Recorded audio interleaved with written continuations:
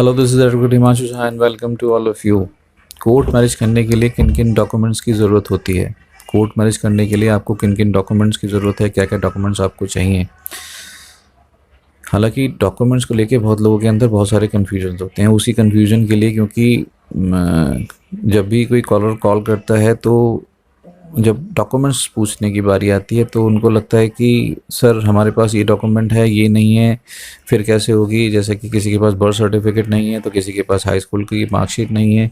तो मैं उसी लिए आपको क्लियर कर रहा हूँ। लेकिन ये वीडियो आप इस चीज़ का ध्यान रखिएगा, जो दिल्ली और गाज़ियाबाद से करना चाहते हैं मैं उनके लिए बता रहा हूँ, क्योंकि हर जगह की डॉक्यूमेंटेशन जो है वो पॉसिबल है कि वो चेंज हो जाए क्योंकि जैसे कि किसी वेस्ट बंगाल से किसी ने हमारे पास कॉल किया, उन्होंने कहा कि सर यहाँ पर जो है किसी सरकारी बैंक की पासबुक मांगते हैं, अगर आपको यहाँ का एड्रेस प्रूफ के अंदर उनको वो बैंक पासबुक चाहिए। तो एक राजस्थान के कॉलर्स थे, उन्होंने कॉल किया कि यहाँ पर भामाशाह कार्ड की ज़रूरत है। हालांकि वो स्टेट या सिटी स्पेसिफिक हो सकता है जहाँ पर इस कार्ड की ज़रूरत पड़ती हो, बट ऐसा हमें सुनने के अंदर आता है। तो ये जो मैं वीडियो बना रहा हूँ, दिल्ली और गाज़ियाबाद से अगर करना चाहते हैं सेम डे 2 से 3 घंटे के अंदर, तो उसके अंदर डॉक्यूमेंट्स आपको क्या क्या चाहिए? जैसे आधार कार्ड है, आधार कार्ड तो आजकल मस्ट है। आधार कार्ड या वोटर कार्ड में से कोई भी एक चीज़ आपके पास होनी चाहिए। उसके बाद बात आती है कि एज प्रूफ के लिए, अगर आपके पास पढ़े लिखे हैं तो आपका जो हाई स्कूल का मार्कशीट है जिसके अंदर डेट ऑफ बर्थ होती है वो चल जाती है, या एज प्रूफ के लिए आपका बर्थ सर्टिफिकेट बना हो जो पैदाइश के टाइम पे बनता है वो चलता है। पासपोर्ट तो सभी चीज़ में चलता है, क्योंकि पासपोर्ट पूरा वेरिफिकेशन होने के बाद बनता है, तो उसमें ID proof, address proof, age proof सब में पासपोर्ट चल सकता है, क्योंकि वो एक ऑथेंटिक डॉक्यूमेंट है जो एक पुलिस वेरिफिकेशन के बाद बनाया जाता है। दूसरा ड्राइविंग लाइसेंस है, वो भी आपका एड्रेस प्रूफ, एज प्रूफ में चलता है। तीसरा आता है आईडी। आईडी के अंदर आपका पैन कार्ड चल सकता है, स्कूल की आईडी है प्रिंसिपल के सिग्नेचर के साथ, वो भी चलती है। एम्प्लॉय आईडी है आईडी के तौर पे, वो भी चलता है।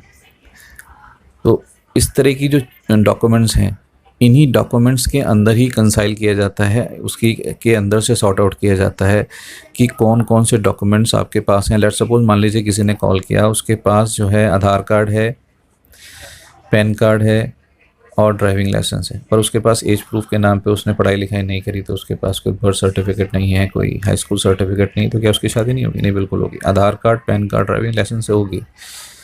किसी के पास ड्राइविंग लाइसेंस भी नहीं होता तो आधार कार्ड और पैन कार्ड होता है, उससे भी होती है। या उसके डॉक्यूमेंट ही नहीं है तो उससे भी होगी।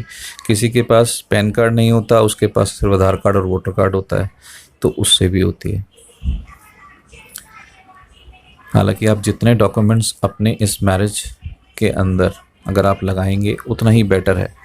लेकिन फिर भी अगर किसी के पास डॉक्यूमेंट नहीं है तो 2 या 3 डॉक्यूमेंट्स उनसे, लेकिन वो बात करके ही बताया जा सकता है कि कौन कौन से डॉक्यूमेंट्स हैं। लेकिन मैंने आपको एक मोटे मोटे तौर पे बताया कि डॉक्यूमेंट्स कौन कौन से लगते हैं, जैसे Aadhaar card, voter card, driving licence, PAN card, passport, school का सर्टिफिकेट, लिविंग सर्टिफिकेट, प्रिंसिपल के साइन किया हुआ एज प्रूफ, अगर उन्होंने अपने लेटर हेड पे वेरीफाई करके दिया कि as per our record the age of this person और दिस स्टूडेंट इज़ दिस, तो वो भी चलता है। तो ये सारी चीज़ें हैं जो एज प्रूफ के अंदर, आईडी प्रूफ के अंदर और एड्रेस प्रूफ के अंदर काउंट की जाती हैं। तो उम्मीद है आपको इस वीडियो के अंदर ये समझ में आया होगा कि सबके पास सारे डॉक्यूमेंट्स होना ज़रूरी नहीं है।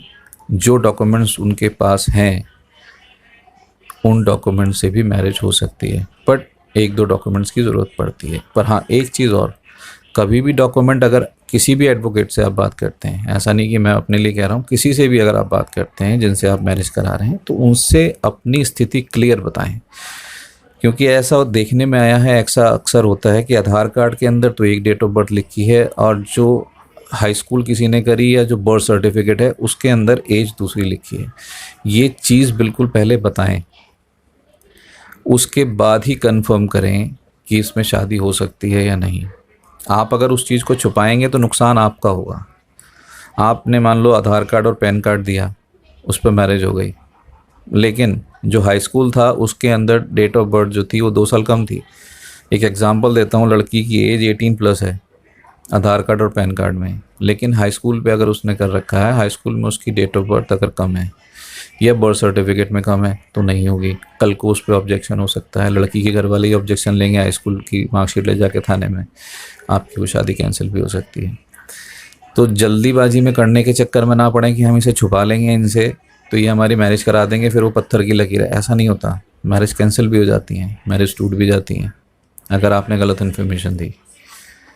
तो इसलिए किसी से भी अगर आप लीगल सलाह लेते हैं तो उनको पूरी डिटेल ज़रूर बताएं।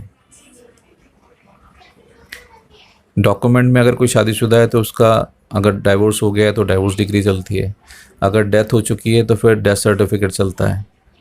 बिना उसके अगर कोई शादीशुदा है तो उसका शादी करने का कोई मतलब नहीं, क्योंकि अगर आप छुपा के बोलोगे कि हम अनमैरिड हैं और आप शादी कर लो, कल को उसके हस्बैंड ने या वाइफ ने ऑब्जेक्शन लिया जो शादीशुदा है तो शादी कैंसिल हो सकती है।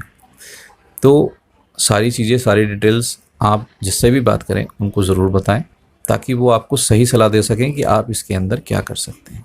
ठीक है, तो उम्मीद है आपको इस वीडियो के अंदर समझ में आया होगा कि कोर्ट मैरिज करने के लिए किन किन डॉक्यूमेंट्स की ज़रूरत पड़ती है। ठीक है, तो मिलते हैं फिर अगली वीडियो में। Thank you so much for watching this video.